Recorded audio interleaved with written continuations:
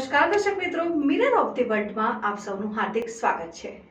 રાત્રિ દરમિયાન હાઈવે ઉપર પેસેન્જરની રિક્ષામાં લૂંટી લેનાર 3 ઝડપાયા। પેસેન્જર પાસેથી રોકડા રકમ,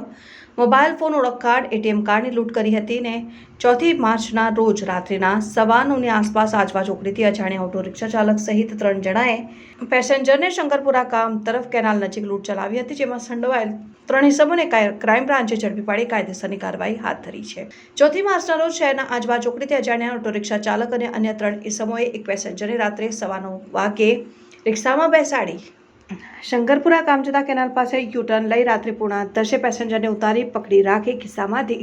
OnePlus કંપનીનો મોબાઈલ ફોન, પર્સમાંથી રોકડા ₹4,700, 2 એટીએમ કાર્ડ, આધાર કાર્ડ, ચૂંટણી કાર્ડ, પાન કાર્ડ મળી કુલ 29,700ની લૂંટ ચલાવી હતી। જે અંગેની ફરિયાદને આધારે ક્રાઇમ બ્રાન્ચની ટીમે પોલીસ ઇન્સ્પેક્ટર આરજી જાડેજા તથા